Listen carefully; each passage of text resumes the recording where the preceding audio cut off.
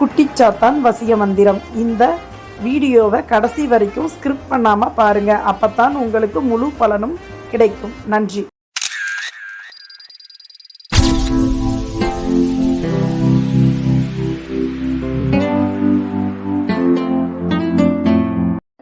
குருவே சரணம், குருவின் திருவடியே சரணம். எவரை மறவேனும் குருவை மறவேன், எவரானை மறவேனும் குருவானை மறவேன். குருவே சரணம், குருவின் திருவடியே சரணம்.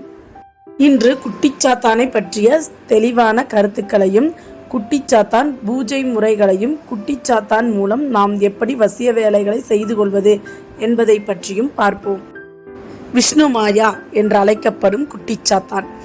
குட்டிச்சாத்தான் என்னும் தெய்வத்தின் மேல் சிலருக்கு நல்ல கருத்துக்கள், சிலருக்கு தீய கருத்துக்கள். என்ன தீய கருத்துக்கள் அப்படின்னு சொன்னால், அது ஒரு அரக்க குணம் வாய்ந்தது, மிகவும் தீய சக்தி அப்படின்னு நினச்சிட்டு இருக்காங்க. ஆனால் உண்மையில் விஷ்ணு மாயா என்பவர் யார்? விஷ்ணு மாயா அதாவது விஷ்ணு கிருஷ்ண பரமாத்மாவின் மாய உருவங்கள் என்று பொருள். விஷ்ணுவின் மாய உருவங்கள் தான் குட்டிச்சாத்தான் என்று அழைக்கப்படுகிறது. இந்த குட்டிச்சாத்தான் நன்மையை செய்யுமா தீமையை செய்யுமா என்ற கேள்வி இருக்கும் அல்லவா? குட்டிச்சாத்தான் நாம் எப்படி எடுக்கிறோமோ, அதாவது மந்திரங்களை எப்படி உச்சரிக்கிறோமோ அதற்கு தகுந்தாற்போல அஷ்டகர்ம வேலைகளையும் செய்யும். சமீப காலமாக குட்டிச்சாத்தான் விற்கிறேன்னு சொல்லி பலரும் பல வேலைகளை ஆரம்பிச்சிருக்காங்க. எப்படின்னா, குட்டிச்சாத்தான் ஒரு மந்திரத்தை சொல்லி தந்துட்டா 48 நாள் நீங்கள் மந்திரம் சொன்னீங்கன்னா அது உங்ககிட்ட பேசும், நீங்கள் சொல்கிற வேலையை செய்யும்னு சொல்லுவாங்க இல்லையா? ஆனால் குட்டிச்சாத்தான் அப்படி செய்யாது. குட்டிச்சாத்தான் பரம்பரையாக வச்சிருக்கிறவங்க கிட்ட இருக்கும். குட்டிச்சாத்தாவனை புதுசாக உருவாக்க முடியாது. ஏற்கனவே குட்டிச்சாத்தான் இருக்குது, அது இருக்கிறத அப்படியே வேலை செய்யும். சிலர் பாதுகாத்து வச்சுருக்காங்க, சில பேர் நதிகளில் விட்டுருப்பாங்க. அது மறுபடியும் வருமானா அது அவங்க கைக்கே தான் திருப்பவும் வரும். எப்படி வரும்? அவங்க ஒரு வேளை மரணம் அடைஞ்சிருந்தா எப்படி அவங்க கைக்கு வரும் அப்படின்னு கேட்டிங்கன்னா, அவங்க மறுபிறப்பு எடுத்தாலும் திருப்பி அவங்க கைக்கே தான் வரும். இந்த மாந்திரீகமும் சரி, இந்த குட்டிச்சாத்தானும் சரி, எத்தனை பிறப்பு எடுத்தாலும் திருப்பி அவர்கள் கைக்கே திரும்பி போயிடும். இந்த குட்டிச்சாத்தான் எடுக்கிறது கூட ஒரு வகையில் கர்மான்னு தான் சொல்லலாம். எதனால் அப்படி சொல்கிறேன்னா, நம்ம படித்த படிப்பு, அதாவது பிஏ படிச்சிருக்கோம், பிகாம் படிச்சிருக்கோன்னா இந்த பிறவியோட முடிஞ்சிடும். அதாவது நம்ம மரண காலத்தோட அந்த பட்டங்கள் நம்ம விட்டு போயிடும். ஆனால் இந்த மாந்திரீக தொழிலை செய்கிறவங்களும் சரி, இந்த குட்டிச்சாத்தான கையில் எடுக்கிறவங்களுக்கும் சரி, எத்தனை ஜென்மங்கள் எடுத்தாலும் அது கூடவே தொடரும். ஒரு முக்தி நிலையை அடையிற வரைக்கும், அதாவது பாவகர்மங்கள்லாம் எதுவும் பண்ணாமல் பாவங்களையெல்லாம் தீர்த்துட்டு முக்தி நிலையை அடையிற வரைக்கும் அது அவங்க பின்னாலேயே தொடரும். இந்த விஷ்ணு மாயா ஒரு மந்திரத்தை சொல்லுவதன் மூலமோ ஒரு சக்கரத்தின் மூலமோ தனக்குள்ள அடக்கி வைத்திக்க முடியாது. பொதுவாக பசுமாடுகள் இருக்கும் இடத்தில் கண்டிப்பாக குட்டிச்சாத்தான் இருக்கும். பசுமாடுகள் இருக்கும் இடத்தில் மகாலட்சுமி வாசம் செய்வாள், விஷ்ணு பகவான் வாசம் செய்வார். அந்த இடத்தில் விஷ்ணு பகவான் இருக்கிற இடத்துல கண்டிப்பாக குட்டிச்சாத்தான் இருப்பார்.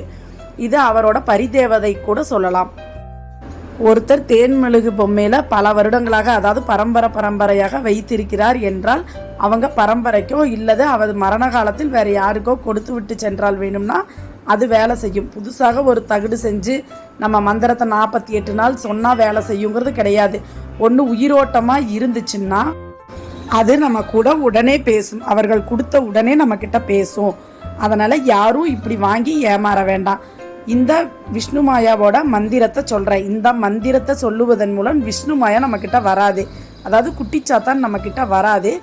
ஆனால் அந்த தெய்வத்தை நம்பி நம்ம சொல்லுவதன் மூலம் நமக்கு வசிய வேலைகள் மிக சாதகமாக நடக்கும். இந்த லாட்டரியில் பணம் விழுகிறது, அப்புறம் யாரோ ஒருத்தர் நம்மளை விட்டு பிரிஞ்சு போயிட்டாங்கன்னா அவங்க நம்ம வசம் வர்றது, இது போல் நல்ல வசிய வேலைகள் நடக்கக்கூடிய மகாசக்தி இந்த மந்திரத்திற்கு இருக்குது.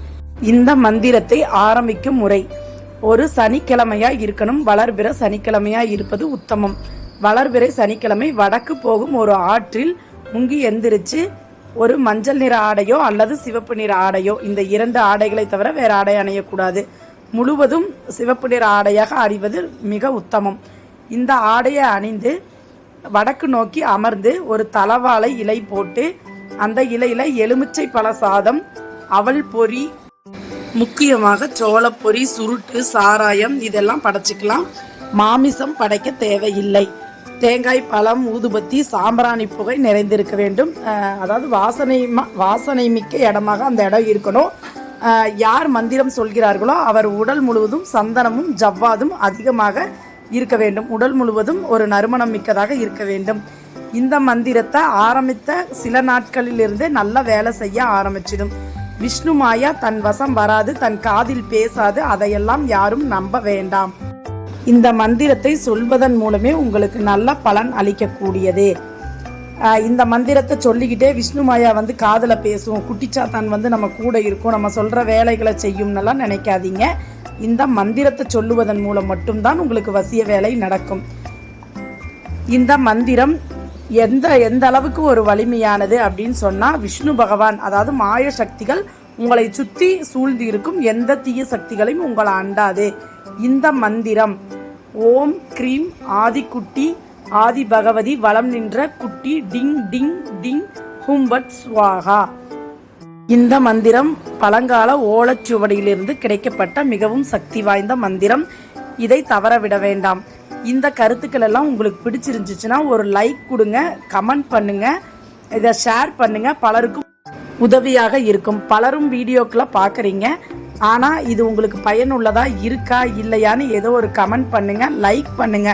முடிஞ்ச வரைக்கும் லைக்காவது பண்ணுங்க. அப்போ தான் அடுத்த பதிவுகள் போட எங்களுக்கும் ஒரு விருப்பமாக இருக்கும். இந்த மந்திரத்தை நீங்கள் கேட்டிருக்கீங்களா இல்லையா அப்படிங்கிறத கூட நான் புரிஞ்சுக்க முடியும். நன்றி, வணக்கம். கோவை மாவட்டம் முத்துலட்சுமி காளி உபாசகர். முக்கிய குறிப்பு முதல்ல சொல்ல மறந்துட்டேன். எந்த மந்திரத்தை ஆரம்பிக்கிறதுக்கு முன்னாடியும் கணபதி மற்றும் குலதெய்வத்தை வணங்கிட்டு தான் ஆரம்பிக்கணும். நம்ம முன்னோர்களின் ஆசையும் முக்கியம். அப்போ தான் எந்த ஒரு மந்திரமும் சித்தியாகும். நன்றி, வணக்கம்.